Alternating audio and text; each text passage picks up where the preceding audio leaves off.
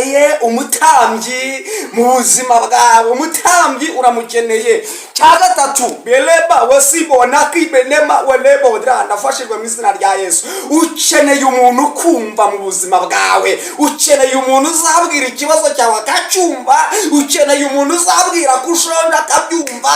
Ukeneye umuntu kuzabwira ko ukennye akabyumva. Mibide Pauli bawe sama wenima. Ukeneye umuntu kumva mu buzima bwawe. Sheniba wetika mwoni maweli ya nafashijwe mu izina rya Yesu. Ukeneye umuntu kumva mu buzima bwawe. Pereba wonime wasalabi wakure mawosama. Heripalo nesanime egoni mawetika wezimanga. Belisado bawe kita wezima adona. Heripa wezima agloriforia. Imani je paido sama ngiri modewa sama. Ije gushwanyaguza imbaraga na karande zakujyenzagaho. Imani ije gutatanya, ije gusenya, ije kurimbura imbaraga zakwirukangagaho mu buzima bwawe. Zakubuzaga kwakira imigisha yawe. Zakubuzaga kwakira amahirwe y'ubuzima bwawe. Akira kunezerwa mu buzima bwawe. Iyo umuntu agukunda abashaka kuzamuka, ese umwande subscribe y'ibwabiti hari amafaranga mwa. Ya nongeye kubasuhuza, nizere ko mumeze neza. Nizere ko umunsi wagenze neza. Nizere ko umunsi wagenze neza.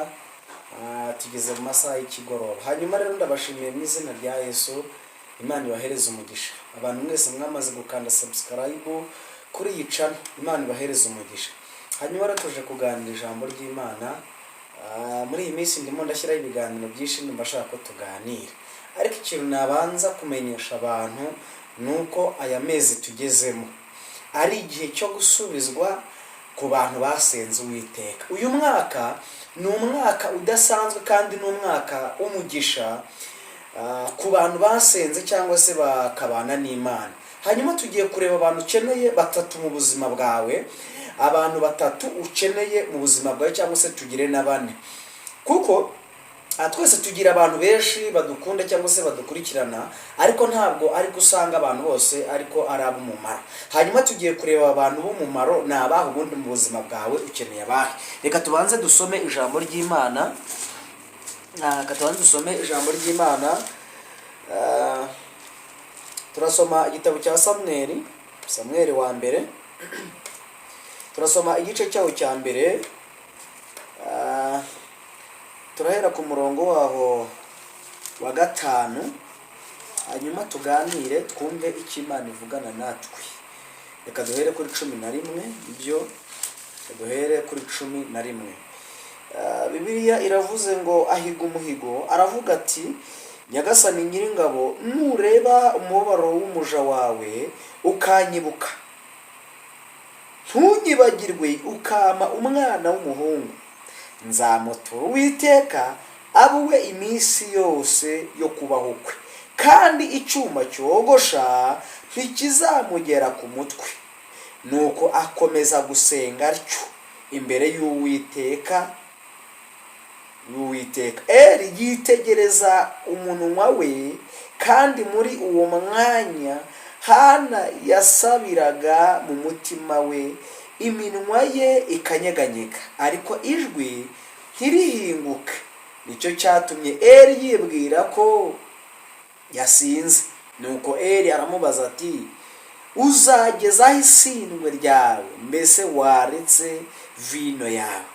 Hana aramusubiza ati, ashwida databuja, ndi umugore ufite umutima ubabaye, ntabwo nanyoye vino cyangwa ibisindisha byose, ahubwo sutse imbere y'Uwiteka amaganya yo mu mutima wanjye. Ntukeke yuko umuja wawe ari umukobwa w'ikigoryi, kuko ibyo navuze kugeza ubu nabitewe n'amaganya kandi n'agashinyaguro bikabije. Maze Eli aramusubiza ati, genda amahoro, Imana ya Isiraheli iguhubye umutima wawe ugize gute ukeneye.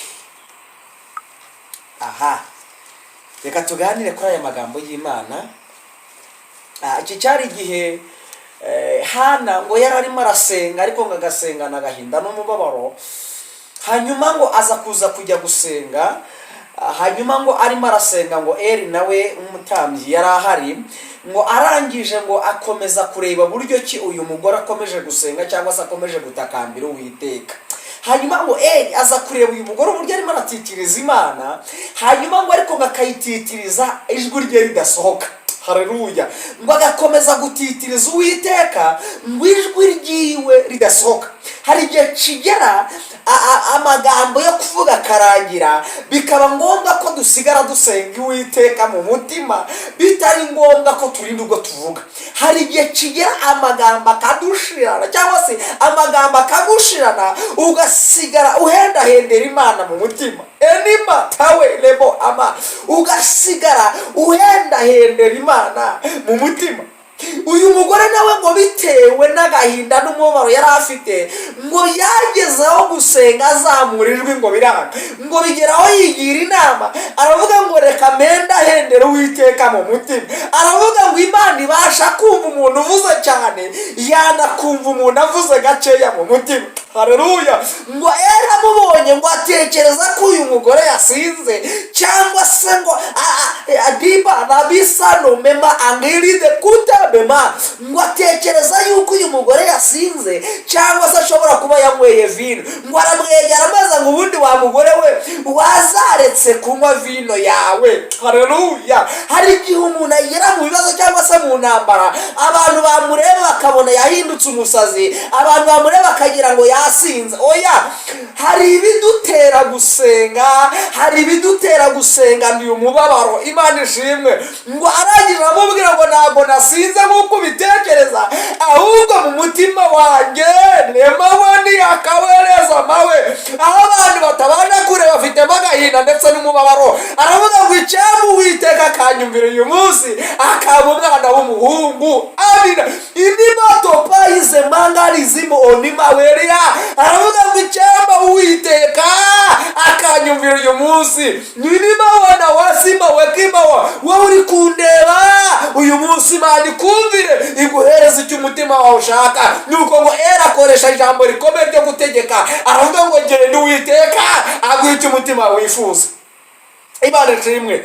Enideba wafundi masoni ma adekano mama, enima toka biba sarabe eno abiwe giri manga. Ukeneye abantu batatu mu buzima bwawe. Icyambere ukeneye umuhanuzi, ukeneye umuhanuzi kuko ukeneye kumenya amakuru y'ibigezweho, ukeneye kumenya amakuru y'umurwa, ukeneye kumenya amakuru y'aho uri kwerekeza, ukeneye amakuru y'urugendo, ukeneye amakuru yo kumenya ibyo uzahura nabyo mu buzima bwawe. Ikintu cyambere ukeneye umuhanuzi. Mene watakure wasima werima, ukeneye umuhanuzi. Kwa kabiri ukeneye umutambyi.